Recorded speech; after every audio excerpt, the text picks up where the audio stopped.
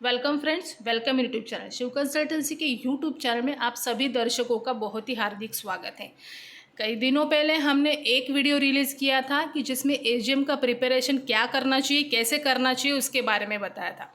लेकिन इसके साथ साथ ही जनरल मेंबर्स की भी कुछ रिस्पॉन्सिबिलिटी है ये एजीएम अटेंड करने के लिए। तो वो जो पार्ट बच गया था वो हम इस वीडियो में रिलीज़ कर रहे हैं। तो सभी से ये रिक्वेस्ट है कि इस वीडियो को अंत तक ज़रूर देखिएगा। अगर आप मैनेजिंग कमेटी मेंबर हो या आप जनरल मेंबर हो, सबको ये एप्लीकेबल हो ही जाता है। अभी सोसाइटी का जो बायलॉज है उसमें मैनेजिंग कमेटी का क्या क्या रोल है, उनकी रिस्पॉन्सिबिलिटीज़ क्या क्या है, ये पूरा डिस्क्राइब किया हुआ है। लेकिन इसके साथ साथ ही मेंबर्स का भी क्या रोल है, क्या रिस्पॉन्सिबिलिटीज़ है, उनके क्या राइट्स है, वो भी डाला गया है। अभी जब भी मैनेजिंग कमेटी आपको एजेंडा सर्कुलेट करती है, उसके साथ बैलेंस शीट देती है, उसके साथ ऑडिट का रिपोर्ट देती है, तो उसमें 2 पॉइंट डाल के भी देती है कि मेंबर को क्या ध्यान रखना है जब भी उनको एजीएम अटेंड करना है। लेकिन कई बार क्या हो रहा है कि मेंबर उसको ध्यान नहीं देते हैं या फिर मेंबर उसको बिना पढ़े ही कुछ ना कुछ ऐसी उनकी तरफ से ऐसी कुछ हरकतें हो जाती है कि जिसकी वजह से फिर बाकी लोगों को भी तकलीफ़ होती है या बाकी लोगों को भी टाइम वेस्ट होता है और उससे अननेसेसरी डिस्प्यूट सोसाइटीज़ में बढ़ते हैं। फॉर एग्जांपल कि अभी एजेंडा में डाला हुआ है कि अगर मेंबर अटेंड नहीं कर सकता है तो एसोसिएट मेंबर उसके बिहाफ में मीटिंग को अटेंड कर सकता है। अभी ये एसोसिएट मेंबर कौन से केस में मीटिंग अटेंड कर सकता है? अगर मेंबर बेड रिडन है या कोई ऐसी मेडिकल इमरजेंसी है या फिर वो मूवमेंट नहीं कर सकते हैं, फिजिकली अनफिट है, तो उनके बिहाफ में एसोसिएट मेंबर को वो परमिशन दे सकते हैं रिटर्न में कि उनके बिहाफ में वो मेंबर मीटिंग को अटेंड करे। लेकिन और दूसरी एक बात है कि अगर ये जो बोनाफाइड मेंबर है वो एनआरआई है या फिर किसी कारणवश वो आउट ऑफ इंडिया गए हैं या एजीएम नहीं अटेंड कर पाएंगे, तो उस केस में भी वो एसोसिएट मेंबर को परमिशन दे सकते हैं उनके बिहाफ में मीटिंग अटेंड करने की। लेकिन लोग घर में बैठे हैं, मुझे जाना नहीं है, तो इसके लिए फॉर्म देते हैं। तो ऐसे भी कई सारे किस्से हमने देखे हैं, कई बार ऐसे लोग देखे हैं कि लोग ऐसे बिहेव करते हैं और मीटिंग को अटेंड नहीं करते हैं। तो ये गलत बात है। अगर आपको राइट्स ये है तो आपको मीटिंग अटेंड करना चाहिए ताकि पता भी चलेगा कि एग्जैक्टली कौन से पॉइंट डिस्कस हुए, उस पर क्या डिसीजन हुआ। क्योंकि अगर आप मीटिंग ही अटेंड नहीं करते हैं तो अगर मीटिंग में कुछ भी डिसीजन लिया गया तो उसको अपोज करने का आपको कोई भी राइट नहीं है। अभी और भी एक पॉइंट होता है कि लोग कभी कभी अपने प्रॉक्सीज को या फिर पावर ऑफ अटॉर्नी को भेज देते हैं मीटिंग अटेंड करने के लिए, लेकिन उनको अलाउ नहीं किया जाता, सिर्फ मेंबर ही अटेंड कर सकते हैं। प्रॉक्सी मीन्स अभी आपका कोई रिप्रेजेंटेटिव आपने भेज दिया या फिर आपने किसी पावर ऑफ अटॉर्नी को, मतलब किसी एजेंट को अपॉइंट करके रखा है आपके घर के ट्रांजैक्शन के लिए, तो वो जो बंदा है वो मीटिंग को अटेंड नहीं कर सकता। ये मेंबर्स को ध्यान में रखना है और ऐसे लोगों को मीटिंग के लिए नहीं भेजना है। फिर उसमें फिर कमिटी का भी टाइम वेस्ट होता है, बाकी लोगों का भी टाइम वेस्ट होता है ये सब अटेंड करने में। इसके साथ साथ ही दूसरा एक सबसे मेन पॉइंट है कि जब भी सोसाइटी का बैलेंस शीट और अकाउंट्स के जो पूरा प्रोविजंस है या फिर बाकी के जो भी आपको सपोर्टिंग शीट है वो दिए जाते हैं ऑडिट रिपोर्ट के साथ साथ में, तो जब भी ये आपको आपकी मैनेजिंग कमेटी प्रोवाइड करती है 14 दिन पहले, एजीएम के 14 दिन पहले, तो उससे रिलेटेड अगर कुछ भी क्वेरीज़ है तो उसमें वो डेट भी डाल के देते होंगे कि अगर मेंबर को कुछ भी क्वेरीज़ है तो वो हमें 7 दिन में आके राइटिंग में बताए कि ऐसे ऐसे क्वेरीज़ है।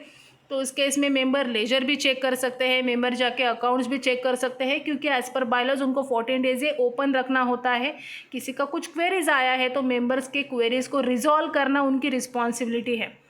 लेकिन कई बार जो सर्कुलेटेड की हुई बैलेंस शीट है वो मेंबर पढ़ते ही नहीं, और अगर पढ़ा है, प्रॉब्लम भी पता चला है या फिर उनको क्वेरीज भी है तो भी कमेटी को बताते नहीं हैं। लेकिन ये क्या करते हैं कि ये सारी जो क्वेरीज है पूरा स्टडी करके आते हैं और फिर वो एजीएम में आर्गुमेंट शुरू हो जाता है। अभी 1-2 क्वेरीज रहेगा तो अटेंड करने में या आपको डिटेल जो बताने में आसानी भी होती है।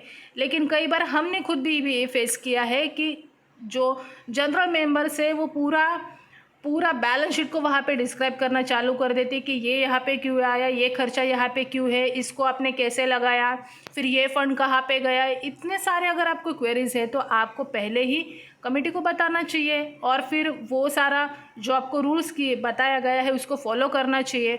तो आप शांति से उसको देख भी पाएंगे, शांति से उसको समझ भी पाएंगे। आप चेक करके अगर आपका सेटिस्फेक्शन होता है तो आप प्रॉपरली लोगों को भी एक्सप्लेन कर पाएंगे। लेकिन कई बार मेंबर्स इसको फॉलो नहीं करते हैं, ध्यान नहीं देते हैं और फिर ये सारा आर्ग्यूमेंट सोसाइटी के एजीएम में बढ़ता जाता है। अभी कई बार ऐसे भी कोई टॉपिक्स डिस्कस होते हैं कि जो एजेंडा में डाले हुए ही नहीं है, एनी अदर मैटर में डिस्कस होने चाहिए, लेकिन मेंबर को तब तक भी शांति नहीं रहती है कि एजेंडा को ख़त्म होने दे और उसके बाद एनी अदर मैटर में इसको डिस्कस करें। तो ये मेंबर को ध्यान में रखना है कि अगर बायलॉज आपको कोई राइट्स और फ्रीडम दे रहा है तो उसके साथ रिस्पॉन्सिबिलिटी और ड्यूटी भी आती है। तो हर एक मेंबर को अपनी रिस्पॉन्सिबिलिटी और अपने ड्यूटी को फॉलो करना चाहिए, उसको पार करना चाहिए प्रॉपरली। एक हमने देखा है कई बार, अभी हमें कॉल्स आते, थोड़ा सा ये पिन पॉइंट लगेगा किसी किसी मेंबर को, बट सॉरी पहले ही बोल रही हूँ मैं। कभी कभी क्या होता है कि लोगों को एजीएम अटेंड नहीं करना है, लोगों को कोई भी मीटिंग अटेंड नहीं करनी है, लोगों को पार्टिसिपेट भी नहीं करना है मैनेजिंग कमेटी के किसी भी काम में, मैनेजिंग कमेटी का पार्ट भी नहीं बनना है। अगर इलेक्शन होने वाले हैं और उसमें अभी फॉर्म्स लगाए जा रहे हैं, आपको पता है कि 64 डेज़ की प्रोसेस है, तो उसमें आपको टाइम रहता है। अगर आपको लगता है कि you are capable person, you are a very knowledgeable person, तो वो आपको कमेटी का पार्ट होना चाहिए कि जिससे आपके नॉलेज का फ़ायदा सोसाइटी को भी हो और आप एक अच्छे सिस्टम सोसाइटी में ला पाओ। बट कई बार उनको वो पार्ट होना ही नहीं है मैनेजिंग कमेटी का, लेकिन जो मैनेजिंग कमेटी के मेंबर हैं उनको जज करते रहते हैं, कई बार उनको अपोज करते रहते हैं। अगर उन्होंने कोई भी डिसीजन लिया तो वो हमेशा अपोज में ही खड़े रहते हैं या फिर बाकी लोगों को बताते रहते हैं कि मैनेजिंग कमेटी तो कुछ काम की नहीं है। लेकिन ये जो मैनेजिंग कमेटी काम करती है, अगर आपको लगता है कि ऐसा नहीं है तो आपको उस सिस्टम का पार्ट होना चाहिए, क्योंकि सिर्फ बोलने से कुछ नहीं होगा। अगर कुछ भी चेंज करना चाहते हो तो आपको उस सिस्टम का पार्ट बनना पड़ेगा। ये सब मेंबर की रिस्पॉन्सिबिलिटी है, क्योंकि बायलॉज या फिर अगर आप एमसी एक्ट भी देखोगे तो एमसीएस एक्ट में कहीं भी ऐसे नहीं लिखा है कि जो भी मैनेजिंग कमेटी है उसको कोई सैलरी दी जाएगी या फिर उसको कोई पैसा मिलेगा या फिर कोई भी ट्रांजैक्शन में उसको कुछ ना कुछ मिलने वाला है। ऐसा कुछ भी नहीं रहता। ये टोटली वॉलेंटरी वर्क है, चैरिटी वर्क है। तो आप जो भी वो डिसीजन लेंगे वो उनको भी उतना ही उसका इफ़ेक्ट होने वाला है। तो कभी भी मैनेजिंग कमेटी तो ऐसे नहीं करेगी। अभी कोई एक्सेप्शनल केसेस में होता भी होगा, कोई बुरा अपने मन से तो नहीं करता या जानबूझ के तो नहीं करता है। कभी कभी हो सकता है कि डिसीजंस कभी अपने फेवर में नहीं रहते हैं, क्योंकि ये जो डिसीजंस हैं वो मेजॉरिटी बेसिस पे लिए जाते हैं, कभी कभी आपके फेवर में नहीं भी रहेंगे, लेकिन वो भी वॉलंटरी काम कर रहे हैं। तो हर 5 साल के बाद जब भी इलेक्शन होता है तो हर एक को मौका तो मिलता ही है। अगर एज अ मेंबर आप वो फॉर्म फिलअप कर सकते हो, आप भी इलेक्शन में खड़े रह सकते हो और आप भी सिस्टम को चेंज कर सकते हो। तो ये सारा ध्यान में रखना है।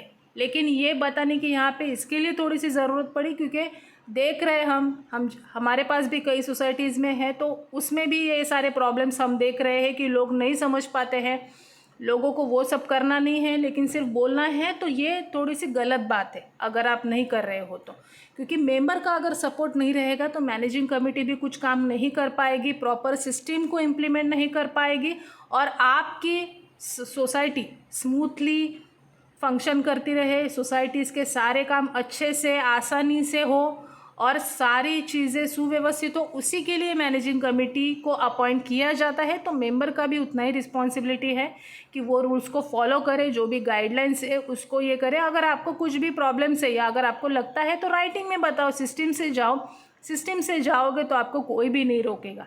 तो ये आपके पास इसके लिए पहुंचाना था, क्योंकि एजीएम में रिस्पॉन्सिबिलिटी मैनेजिंग कमेटी की है उतनी ही मेंबर्स की भी है। अगर इस वीडियो से रिलेटेड आपको कुछ भी क्वेरीज है तो आप हमें कमेंट बॉक्स में डाल के प्लीज़ पूछ सकते हैं या ईमेल कर सकते हैं। आपको वेबसाइट पे हमारा ईमेल आईडी भी मिल जाएगा। एक छोटी सी रिक्वेस्ट, अगर आप पहली बार हमारे चैनल पे आए होंगे तो हमारे चैनल को सब्सक्राइब करना ना भूलें और बेल आइकॉन को भी प्रेस करना ना भूलें, ताकि नए जितने भी वीडियोस आने वाले हैं उसके सबके नोटिफिकेशंस आपको मिल जाएंगे। So thank you once again for watching this video.